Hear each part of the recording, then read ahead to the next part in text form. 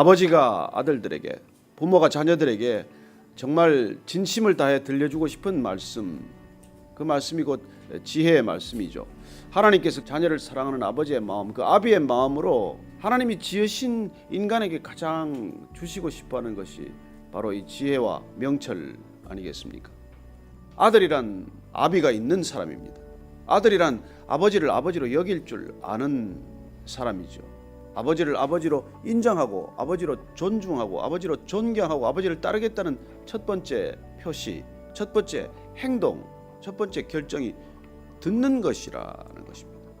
여러분, 듣는다는 것이야말로 믿음의 시작 아닙니까? 모든 믿음은 들음에서 시작되는 것 아닙니까? 제대로 듣고 제대로 따르도록 하기 위해서 말씀하시는데 그 말씀이 우선 들려야 되는 것이죠. 이 듣는다는 게 너무 중요해요. 히브리어로는 샤마, 그리고 이 헬라어로는 아코우라는 단어를 쓰는데 둘 다 뜻이 사실 거의 같아요. 그 듣다라고 하는 단어 동일한 뜻을 가지고 있습니다. 우리 귀로 듣지요. 그리고 귀로 들립니다. 그러나 듣고 흘리는 사람이 있잖아요. 제가 어릴 때 야단 맞는 이유가 뭐겠어요? 야단을 전에 쳤는데 똑같은 실수를 반복하는 거 아닙니까? 그럼 어른들이 뭐라고 나물어요? 너는 말을 도대체 어디로 듣냐? 왜 한 귀로 듣고 한 귀로 흘려버리느냐? 그 얘기 아니에요. 그래서 한 귀로 들었는데 한 귀로 흘러가 버리면 듣긴 들었는데 들은 게 아니죠. 그래서 정말 듣는다는 건 내 마음에 그 말이 담겨야 한다는 것입니다. 기억되어야 한다는 것입니다. 그래서 듣다라는 중에 가장 기본적인 뜻은 경청하다예요. 주의를 기울여서 듣는 것입니다. 마음을 다해서 듣는 거예요. 그리고 듣다는 경청하다라는 뜻을 반드시 내포하고 있게 마련이고, 그리고 경청하면 그러면 이해합니다. 주의를 기울여 들으면 깨닫습니다. 그래서 듣다라는 말에 깨닫다라는 뜻이 포함이 돼요. 제대로 깨닫기만 하면 어떻게 되겠습니까? 배워요. 깨달음이 오면 배웁니다. 그래서 듣다라는 말에 배우다라는 뜻도 포함이 되어 있어요. 여러분, 제대로 배운 사람은 제대로 배움을 지킵니다. 그래서 그 들은 말씀을 따르도록 되어 있어요. 그 들은 말씀에 순종하게 되어 있습니다. 그래서 듣다라는 표현 가운데, 그 뜻 가운데 마지막에는 복종하다라는 게 있어요. 순종하다라는 뜻이 내포되어 있습니다. 아이가 어머니의 말을 들었어요. 심부름 시키는 말을 들었습니다. 이 아이가 그 말을 듣고 어머니가 주는 돈을 1,000원짜리 하나 가지고 가서 심부름을 갔어요. 가다가 아이스크림 가게에 가요. 그러면 그 돈을 가지고 제가 먹고 싶은 걸 사 먹어버렸어요. 그리고 어머니가 사오라고 한 것, 심부름을 시킨 것은 까마득히 잊어버리거나 이제 뒤늦게 돈을 쓰고 나서 기억하거나 하면은 결과는 어떻습니까? 안 들은 것이죠. 듣고 가라고 하는 곳까지 갔고 가다가 엉뚱한 일을 저지르면 듣긴 들었을 때 안 들은 것이죠. 그래서 듣는다는 게 마지막 들은 대로 순종하는 데까지 이르는 전 과정이 내포되지 않으면 안 들은 거란 말이에요. 그래서 듣는다는 게 너무나 중요한 것이고 들은 대로 사는 데까지 이르러야 한다는 것이 얼마나 중요한지를 우리가 알게 되는 것입니다.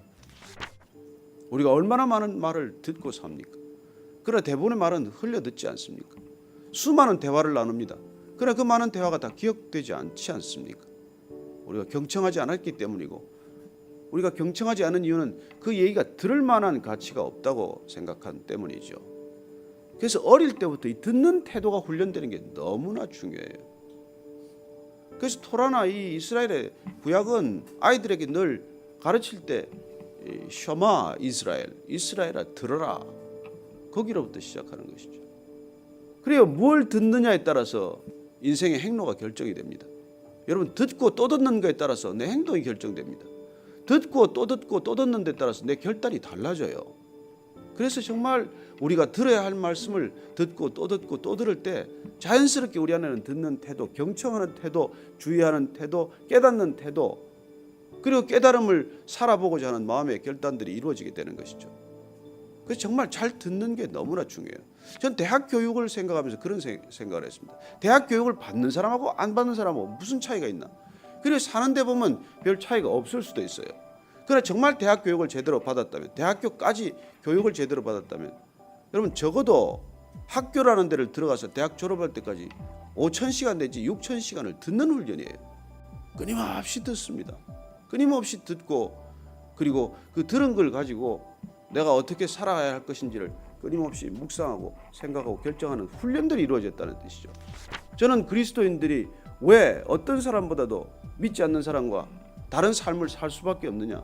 성인이 되고 나서 누가 이렇게 매일 듣습니까? 누가 들은 말씀을 또 듣고 또 듣고 또 듣습니까?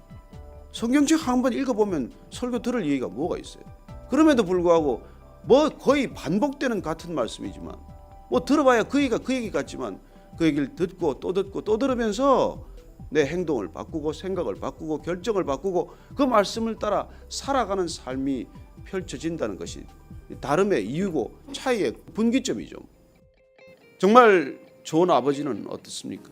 그 위에 아버지, 할아버지, 뭐 증조 할아버지, 고조 할아버지로부터 어떻게 보면 내려오는 가훈, 그 집에 들려줘야 할 그런 귀한 가르침을 계속 자녀들에게 이어가지 않습니까? 그래서 명문가란 무엇입니까? 명문 가문이라는 게 끊임없이 어떤 가르침이 자녀들에게 이어지는 가문을 말하는 것 아닙니까? 그리고 가장 좋은 명문가가 뭐예요? 좋은 믿음을 가진 가문이죠. 그리고 성경은 가장 오래된 가문을 만드는 지름길이에요. 적어도 여기는 1600년에 걸친 기록이 있습니다. 보통 기록입니까?